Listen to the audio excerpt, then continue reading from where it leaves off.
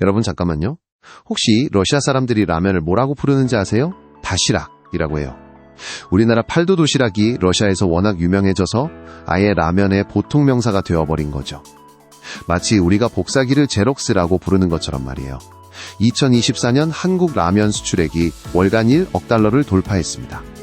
한국인은 1년에 평균 77개의 라면을 먹어서 세계 최상위권 소비국이에요. 그런데 여기서 정말 놀라운 건 우리가 만드는 것보다 더 많이 수출하고 있다는 사실이거든요. 이게 어떻게 가능한 일일까요? 첫 번째, 신라면의 기적입니다. 2021년 농심 신라면의 해외 매출이 국내 매출을 처음으로 넘어섰어요. 무려 53.6%가 해외에서 나온 거죠. 35년 동안 국내에서만 팔리던 제품이 갑자기 해외에서 더 많이 팔리기 시작한 거예요. 두 번째는 방금 말씀드린 팔도 도시락의 러시아 정복기입니다. 러시아 특허청에서 점영상표 225번째로 등록됐어요. 이게 얼마나 대단한 건지 아세요? 아디다스가 224번, 샤넬이 226번이거든요. 한국 라면이 세계적 명품 브랜드와 어깨를 나란히 하게 된 거죠. 세 번째, 전체적인 K라면의 위상입니다. 현재 전세계 100여 개국에서 우리 라면을 먹고 있어요. K푸드 한류의 선봉장이 된 거죠. 그런데 여기서 정말 드라마틱한 건 이 모든 게 불과 60년 전에는 상상도 할 수 없었다는 사실이에요. 여러분, 60년 전만 해도 한국에는 라면이라는 게 존재하지 않았습니다. 아예 없었어요. 지난 2편에서 다뤘던 전쟁 음식의 시대가 끝나고 평화로운 1960년대에 새로운 혁명이 시작됐거든요. 바로 1963년 9월 15일, 모든 것이 시작되는 그날 말이죠. 일본에서 들여온 기술이 어떻게 일본을 넘어 전 세계를 정복하게 됐는지 그 놀라운 이야기를 지금부터 시작해보겠습니다. 1963년 9월 15일, 한국 최초의 라면인 삼양라면이 세상에 나왔습니다. 하지만 이 성공 뒤에는 한 사람의 집요한 노력이 있었어요. 삼양식품 전중현 회장이었습니다. 전중현 회장은 1962년 일본 출장에서 처음 라면을 접했어요. 그때 받은 충격이 엄청났다고 해요. 이거다. 이게 바로 우리나라 사람들이 필요로 하는 음식이다. 라고 생각했다는 거죠. 왜냐하면 조리가 간편하고 보관이 쉽고 가격도 저렴했거든요.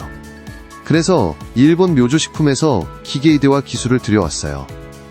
투자 금액만 3억 원이었는데 당시로서는 엄청난 돈이었죠. 주변에서는 모두 말렸습니다. 밀가루 음식이 한국에서 팔릴 리 없다면서 말이에요. 출시 가격은 100g에 10원으로 책정했어요. 당시 자장면이 20원이었으니까 절반 가격이었죠. 전중현 회장은 서민들도 부담 없이 먹을 수 있는 가격을 목표로 했거든요. 그런데 문제가 생겼어요. 라면을 처음 본 사람들이 이게 뭔지 몰랐거든요.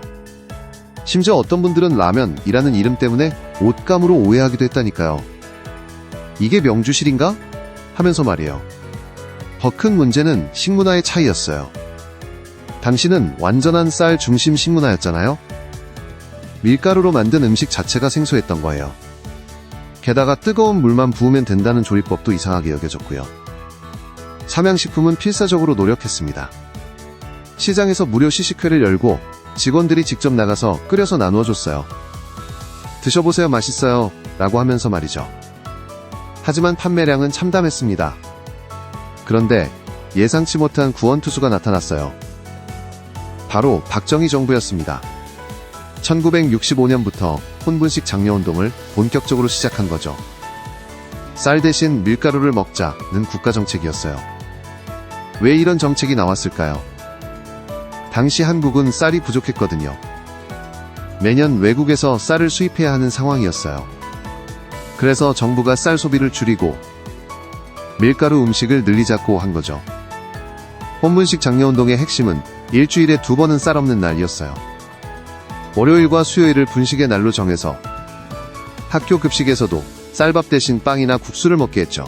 공무원들도 점심에 쌀밥을 먹으면 안 됐어요. 이 정책이 라면과 만난 거예요. 간편하고 저렴한 라면이 혼분식의 완벽한 대안이 된 거죠. 결과는 폭발적이었습니다.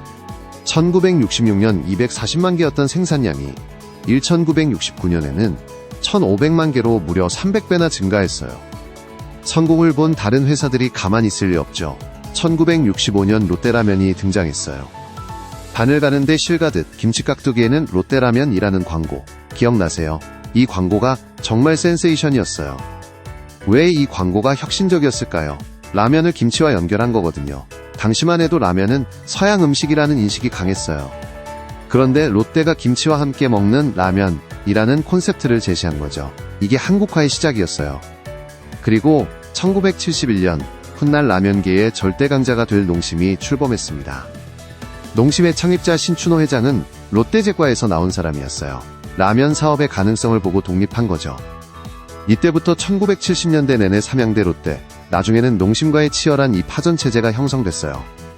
경쟁이 치열해지면서 품질도 좋아지고 가격도 안정화됐죠. 소비자들한테는 정말 좋은 시대였어요. 1980년대가 되면서 라면 업계에 진짜 혁신의 폭발이 일어났어요. 1982년 너구리가 출시됐죠. 너구리의 핵심은 우동사리였어요. 기존 라면면과는 완전히 다른 굵은 면이었거든요. 1983년에는 안성탕면이 나왔어요. 이건 얼큰한 맛이 포인트였죠. 그리고 1984년 짜파게티, 이건 정말 혁신이었어요. 국물이 없는 비빔라면이라는 완전히 새로운 장르를 연 거거든요. 그런데 이 모든 걸 압도하는 대사건이 1986년에 일어났습니다. 신라면 출시였어요. 신라면은 말 그대로 매운맛 혁명의 시작이었거든요. 기존 라면들이 순하고 담백한 맛이었다면 신라면은 확실히 매웠어요. 처음에는 너무 맵다는 반응이 많았어요. 하지만 시간이 지나면서 이 매운맛이 중독성을 보였죠. 특히 젊은 층에서 폭발적인 인기를 끌었어요. 매운 걸 먹고 싶을 때는 신라면이라는 인식이 자리 잡은 거예요. 같은 해 팔도에서는 도시락을 출시했는데 이것도 혁신이었어요. 기존의 둥근 용기가 아닌 사각 용기였거든요. 왜 사각으로 만들었을까요? 포장과 운송이 훨씬 효율적이었기 때문이에요. 그리고 먹을 때도 안정적이었고요.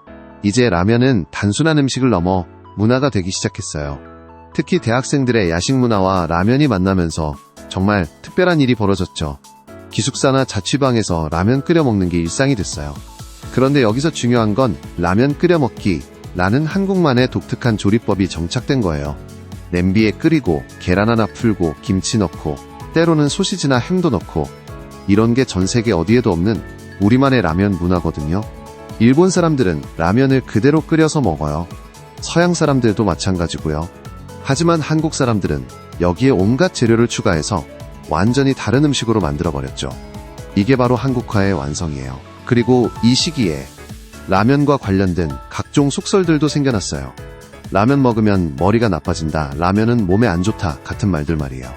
하지만 동시에 야식은 라면, 술 마신 다음 날은 라면이라는 문화도 자리 잡았죠. 특히 1980년대 말 대학가에서는 라면이 일종의 사교수단이 됐어요. 라면 끓여줄까? 친밀감의 표현이 된 거죠. 연인 사이에서도 친구 사이에서도 라면을 함께 끓여 먹는 게 특별한 의미가 있었어요. 그런데 1989년 라면 업계를 뒤흔드는 큰 사건이 터졌어요. 삼양오지 파동이었습니다. 라면에 들어가는 기름 성분 때문에 논란이 된 거였는데 이 사건으로 업계 지형이 완전히 바뀌었죠. 소비자들의 신뢰가 떨어지면서 전체 라면 시장이 위축됐어요. 하지만 이 위기를 기회로 삼은 회사가 있었죠. 바로 농심이었어요. 농심은 이때를 기점으로 시장 점유율 1위로 올라서게 됐습니다. 신라면의 성공과 함께 말이에요. 해외 진출은 의외로 일찍 시작됐어요. 농심이 1971년부터 미국 수출을 시작했거든요. 하지만 초기에는 정말 어려웠어요. 현지 사람들이 매운맛을 잘 못 먹었거든요. 특히 신라면 같은 경우는 too spicy 라는 반응이 대부분이었죠. 그런데 1990년대에 들어서면서 상황이 바뀌기 시작했어요. 팔도 도시락이 러시아에서 성공한 거였어요. 어떻게 성공했을까요? 러시아 보따리상들이 팔도 도시락을 가져다 팔기 시작한 거예요. 당시 러시아는 경제가 어려워서 간편하고 저렴한 음식이 필요했거든요. 이때부터 한국 라면 업계는 중요한 깨달음을 얻었어요. 현지화하지 말고 한국적인 맛 그대로 가자는 거였죠. 다른 음식들은 현지 입맛에 맞춰서 맛을 바꾸는데 라면은 반대로 갔어요. 한국적인 맛이 가장 세계적인 맛이라는 전략이었죠. 재미있는 건 대신 러시아 사람들이 도시락 라면에 마요네즈를 뿌려 먹기 시작한 거예요. 한국 사람들이 라면에 김치를 넣는 것처럼 러시아 사람들은 자기들만의 방식으로 즐기기 시작한 거죠. 이게 바로 진짜 세계화의 모습이었어요. 그리고 지금 정말 놀라운 일이 벌어지고 있어요. 신라면은 35년 만에 해외 매출이 국내 매출을 추월했습니다. 2021년 53.6%가 해외에서 나온 거예요. 특히 미국, 중국, 일본에서 폭발적인 인기를 끌고 있죠. 최근에는 삼양 불닭볶음면이 전 세계적으로 화제가 되고 있어요. 파이어 누들 챌린지라는 해시태그와 함께 소셜미디어를 휩쓸었죠. 매운 걸 못 먹는 외국 사람들이 불닭볶음면을 먹고 고생하는 영상들이 수백만 뷰를 기록하고 있어요. 생각해보세요. 60년 전 일본에서 배운 기술로 일본을 넘어 세계를 정복한 기적이잖아요. 아무도 몰랐던 음식이 이제는 한국을 대표하는 글로벌 브랜드가 됐습니다. 현재 한국 라면은 단순한 음식이 아니라 K컬처의 상징이 되었어요. 다음 4편에서는 또 다른 기적을 다뤄볼게요. 치킨이 술안주가 된 기적 말이죠. 여러분도 궁금하지 않으세요? 서양에서는 정식 요리인 치킨이 어떻게 우리나라에서는 맥주의 완벽한 파트너가 됐는지 말이에요. 그 놀라운 이야기도 곧 만나보시죠.